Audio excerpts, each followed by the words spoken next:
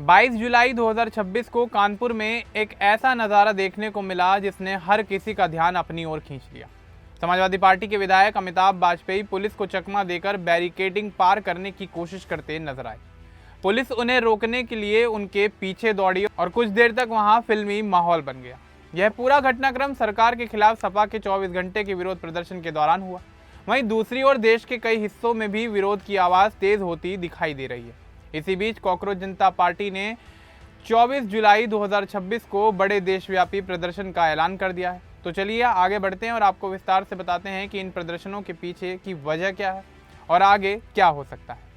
दरअसल समाजवादी पार्टी ने उत्तर प्रदेश सरकार की नीतियों के विरोध में 24 घंटे का प्रदर्शन करने का ऐलान किया था। यह प्रदर्शन 22 जुलाई 2026 से शुरू हुआ। कानपुर में पुलिस पहले से ही पूरी तरह से तैयार थी।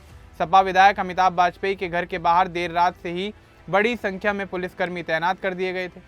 पार्टी नेताओं का आरोप था कि विधायक को प्रदर्शन में जाने से रोकने के लिए उन्हें घर में ही नजरबंद कर दिया गया था। 22 जुलाई की सुबह अमिताभ वाजपेयी अपने घर से बाहर निकले। उस समय उनके समर्थकों की बड़ी भीड़ वहां मौजूद थी। सभी सरकार के खिलाफ नारेबाजी कर रहे थे।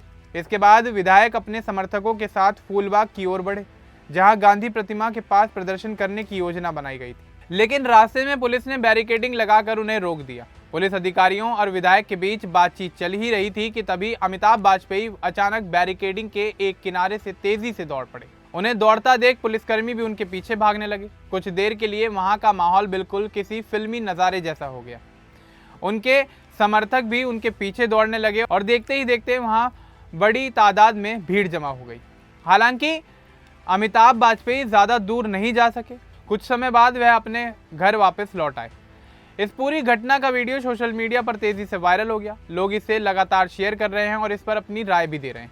बाद में अमिताभ वाजपेयी ने इस पूरे मामले पर अपनी बात रखी। उन्होंने कहा कि उनका मकसद सिर्फ शांतिपूर्ण तरीके से विरोध दर्ज कराना था। उनका आरोप था कि पुलिस उन्हें और उनके समर्थकों को बाहर निकलने नहीं दे रही थी। उन्होंने कहा कि वह पुलिस की निगरानी से बाहर निकलने में सफल हो गए थे, लेकिन कुछ पुलिस अधिकारियों ने उनसे कहा कि अगर वह आगे बढ़े तो ड्यूटी पर तैनात पुलिसकर्मियों के खिलाफ कार्रवाई हो सकती है। इसी बात को देखते हुए उन्होंने वापस लौटने का फैसला किया। उन्होंने यह भी साफ कहा कि उनका विरोध सरकार की नीतियों से है, किसी पुलिसकर्मी से नहीं। अमिताभ वाजपेयी ने कहा कि उनका 24 घंटे का सत्याग्रह उनके घर से ही जारी रहेगा। उन्होंने कहा कि वह लोकतांत्रिक तरीके से अपनी बात उठाते नजर आएंगे। वहीं पुलिस ने इस प्रदर्शन के दौरान कई सपा कार्यकर्ताओं के खिलाफ भी कार्रवाई की। यह मामला सिर्फ कानपुर तक ही सीमित नहीं रहा। देश के अलग अलग हिस्सों में भी छात्र और युवा कई मुद्दों को लेकर लगातार प्रदर्शन कर रहे हैं। इसी बीच कॉकरोच जनता पार्टी ने 24 जुलाई को पूरे देश में शांतिपूर्ण प्रदर्शन का ऐलान कर दिया है। पार्टी का कहना है कि यह प्रदर्शन हर राज्य और हर जिले में किया जाएगा। सीजेपी का आंदोलन जून 2026 से दिल्ली के जंतर मंतर पर चल रहा है। यह आंदोलन नीट यूजी परीक्षा में कथित पेपर लीक और शिक्षा व्यवस्था में गड़बड़ियों के विरोध में शुरू हुआ था। इस आंदोलन की शुरुआत युवा नेता अभिजीत दीपके ने की थी। उनकी मुख्य मांग केंद्रीय शिक्षा मंत्री धर्मेंद्र प्रधान के इस्तीफे की है। 20 जुलाई को सीजेपी ने जंतर मंतर से संसद तक मार्च निकाला। पुलिस ने प्रदर्शनकारियों को रोकने की कोशिश की और इसी दौरान कई जगहों पर लाठीचार्ज और पानी की बौछार किए जाने की खबर सामने आई। इसके बावजूद आंदोलन लगातार जारी रहा। 23 जुलाई को बिहार के कई जिलों में भी प्रदर्शन हुए। पटना, कटिहार और दरभंगा समेत कई शहरों में छात्र सड़कों पर उतर आए। कुछ जगहों पर पथराव और पुलिस कार्रवाई की खबरें भी सामने आई। अब 24 जुलाई को सीजेपी ने देश भर में बड़े प्रदर्शन का आह्वान किया है। पार्टी का कहना है कि हर जिले में लोग एक दिन और एक मांग के साथ सड़कों पर उतरे हैं। साथ ही पार्टी ने पुलिस कार्रवाई से प्रभावित लोगों के समर्थन में भी आवाज़ उठाने की अपील की है। इस बीच प्रधानमंत्री ने पेपर लीक के मामलों की सुनवाई के लिए फास्ट ट्रैक कोर्ट बनाने की घोषणा की। सरकार ने नए कानून और परीक्षा व्यवस्था में सुधार की बात भी कही है, लेकिन छात्र और विपक्षी दल अभी भी शिक्षा मंत्री के इस्तीफे की मांग पर अड़े हुए हैं। कानपुर की यह घटना अब इस बड़े आंदोलन का हिस्सा बन चुकी है। समाजवादी पार्टी भी सरकार के खिलाफ सड़कों पर उतर चुकी है। अमिताभ वाजपेयी की दौड़ वाला वीडियो अब युवाओं के गुस्से और विरोध की एक बड़ी तस्वीर के रूप में देखा जा रहा है। कई लोगों का कहना है कि अब छात्र और राजनीतिक दल कई मुद्दों पर साथ खड़े दिखाई दे रहे हैं। 22 जुलाई को कानपुर में हुई इस घटना का वीडियो पूरे उत्तर प्रदेश में तेजी से वायरल हो रहा है। सपा कार्यकर्ता इसे लगातार साझा कर रहे हैं।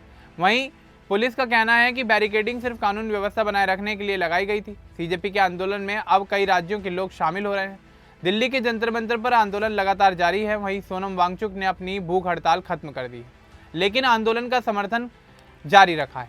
24 जुलाई को कानपुर समेत देश के कई शहरों में बड़े प्रदर्शन होने की संभावना है। समाजवादी पार्टी और सीजेपी दोनों सरकार से जवाब मांग रहे हैं। छात्र और युवा बेरोजगारी, महंगाई और परीक्षा व्यवस्था में गड़बड़ियों जैसे मुद्दों को लेकर अपनी आवाज उठा रहे हैं। यह आंदोलन लगातार आगे बढ़ रहा है। कानपुर की यह घटना अब कई बड़े सवाल खड़े कर रही है। अब सभी की नज़र इस बात पर टिकी हुई है कि सरकार इन मांगों पर क्या फैसला लेती है और आने वाले दिनों में यह आंदोलन किस दिशा में आगे बढ़ता है। देश में राजनीतिक माहौल लगातार गर्म हो रहा है। विपक्षी दल और छात्र संगठन कई मुद्दों पर एक साथ नजर आ रहे हैं। अमिताभ वाजपेयी अपने घर से सत्याग्रह कर रहे हैं, जबकि पूरे देश में लोगों को जोड़ने की कोशिश की जा रही है। फिलहाल सभी प्रदर्शन शांतिपूर्ण तरीके से चल रहे हैं। लोग लोकतांत्रिक तरीके से अपनी बात रख रहे हैं। अब देखना यह होगा कि सरकार इन मांगों पर क्या कदम उठाती है। अब इस पूरे मामले को लेकर आपका क्या कुछ कहना है, हमें कमेंट बॉक्स में जरूर बताएं। बाकी इस तरह की और अपडेट्स के लिए हमारे चैनल को सब्सक्राइब करना न भूलें। धन्यवाद।